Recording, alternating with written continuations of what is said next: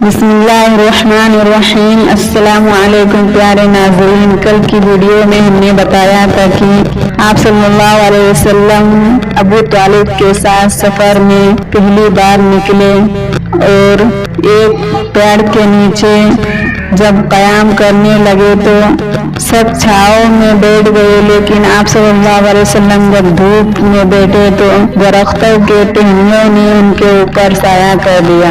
اور اسی دوران جب بحیرہ نے دعوت کی قافلے والوں کی تو سب دعوت میں کھانے کے لیے چلے گئے، لیکن آپ صلی اللہ علیہ وسلم وہی بیٹھے رہے۔ آپ کو قافلے میں چھوڑ کر وہ لوگ سب چلے گئے۔ جب آپ صلی اللہ علیہ وسلم کو بحیرہ نے وہاں نہیں دیکھا تو پھر کیا کہا؟ اگر آپ لوگوں کو آگے کی اور معلومات حاصل کرنا چاہتے ہیں تو اس ویڈیو کو پورے اینڈ تک ضرور دیکھیں۔ آپ کو قافلے کے ساتھ اس لیے نہیں لے جایا گیا تھا کہ آپ کم عمر تھے۔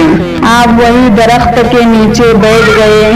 ادھر بحیرہ نے لوگوں کو دیکھا اور ان میں سے کسی میں اسے وہ صفت نظر نہیں آئی جو آخری نبی کے بارے میں اسے معلوم تھی، نہ ان میں سے کسی پر وہ بدلی نظر آئی، بلکہ اس نے عجیب بات دیکھی کہ وہ بدلی وہی پڑاؤ کی جگہ پر ہی رہ گئی تھی۔ اس کا صاف مطلب یہ تھا بدلی وہی ہے جہاں اللہ کے رسول ہے۔ تب اس نے کہا، اے قریش کے لوگوں، میری دعوت سے آپ میں سے کوئی بھی پیچھے نہیں رہنا چاہیے۔ اس پر قریش نے کہا، اے بحیرہ، جن لوگوں کو آپ کی اس دعوت میں لانا ضروری تھا ان میں سے تو کوئی نہیں رہا، ہاں ایک لڑکا رہ گیا ہے جو سب سے کم عمر ہے۔ بحیرہ بولا، تو پھر مہربانی فرما کر اسے بھی بلائیے۔ یہ کس قدر بری بات ہے کہ آپ سب آئے اور آپ میں سے ایک رہ جائے، اور میں نے اسے آپ لوگوں کے ساتھ دیکھا تھا۔ تب ایک شخص گیا اور آپ کو ساتھ لے کر بحیرہ کی طرف روانہ ہوا۔ اس وقت وہ بدلی آپ کے ساتھ ساتھ چلی اور تمام راستے اس نے آپ پر سایہ کیے رکھا۔ بحیرہ نے یہ منظر صاف دیکھا، وہ اب آپ کو اور زیادہ غور سے دیکھ رہا تھا اور آپ کے جسم مبارک میں وہ علامات تلاش کر رہا تھا جو ان کی کتاب میں درج تھی۔ جب لوگ کھانا کھا چکے اور ادھر ادھر ہو گئے تب بحیرہ آپ کے پاس آیا اور بولا، میں لات اور عزی کے نام پر آپ سے چند باتیں پوچھنا چاہتا ہوں، جو میں پوچھوں آپ مجھے بتائیے۔ اس کی بات سن کر آپ نے فرمایا، لات اور عزی بتوں کے نام پر مجھ سے کچھ نہ پوچھو، اللہ کی قسم مجھے سب سے زیادہ نفرت انہی سے ہے۔ اب بحیرہ بولا، اچھا تو پھر اللہ کے نام پر بتائیے جو میں پوچھنا چاہتا ہوں۔ تو آپ نے فرمایا، پوچھو کیا پوچھنا ہے۔ اس نے بہت سے سوالات کیے، آپ کی عادات کے بارے میں پوچھا۔ اس کے بعد اس نے آپ کی کمر پر سے کپڑا ہٹا کر مہر نبوت کو دیکھا، وہ بالکل ویسی ہی تھی جیسا کہ اس نے اپنی کتابوں میں پڑھا تھا۔ اس نے فوراً مہر نبوت کی جگہ کو بوسہ دیا۔ قریش کے لوگ یہ سب دیکھ رہے تھے اور حیران ہو رہے تھے، آخر لوگ کہیں بغیر نہ رہ سکے۔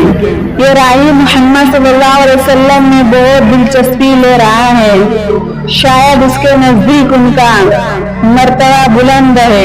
ادھر نبی کریم صلی اللہ علیہ وسلم سے بات چیت کرنے کے بعد بحیرہ ابو طالب کی طرف آیا اور بولا، یہ لڑکا تمہارا کیا لگتا ہے؟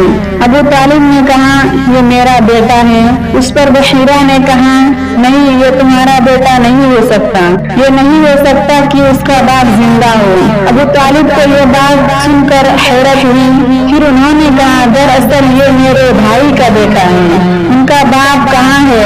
وہ فوت ہو چکا ہے، اس کا انتقال اس وقت ہو گیا تھا جب یہ ابھی پیدا نہیں ہوئے تھے۔ یہ سن کر بحیرہ بول اٹھا، ہاں یہ بات صحیح ہے، اور ان کی والدہ کا کیا ہوا؟ ان کا بھی ابھی تھوڑی عرصہ ہی پہلے انتقال ہو گیا ہے۔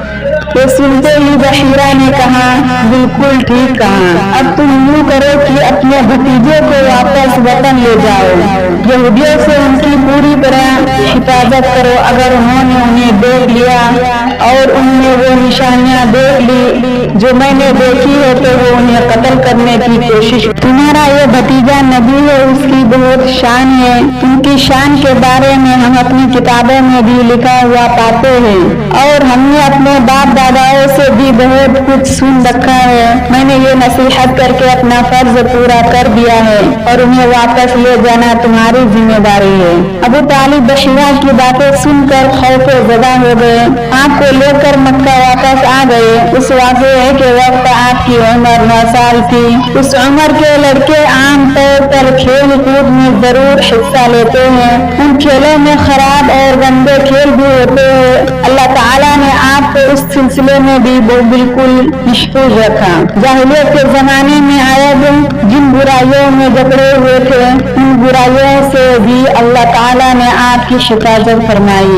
एक वाक़या आपने फरमाया, एक कुरैशी लड़का मक्का के बालाई हिस्से में अपनी बकरियां लिए मेरे साथ था। मैंने उससे कहा, तुम जरा मेरी बकरियों का ध्यान रखो ताकि मैं उसका गोई की मजलिस में शरीक हो सकूं। वहाँ सब लड़के जाते हैं। उस लड़के ने कहा, अच्छा। उसके बाद मैं रवाना हुआ। मैं मक्का के एक मकान में दाखिल हुआ तो मुझे गाने और बाजे की आवाज सुनाई दी। मैंने लोगों से पूछा, ये क्या हो रहा है? मुझे बताया गया कि ये कुरैशी की फला शख्स की बेटी से शादी हो रही है। मैंने उस तरफ तवज्जो दी ही न थी कि मेरी आंखें नींद से झुकने लगी, यहाँ तक कि मैं सो गया।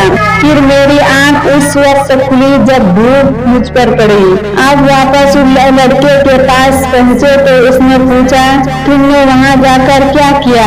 मैंने उसे वाक़या सुना दिया। दूसरी रात फिर ऐसा ही हुआ। मतलब ये कि कुरैश की लब मजलिसों से अल्लाह ताला ने आपको महफूज रखा।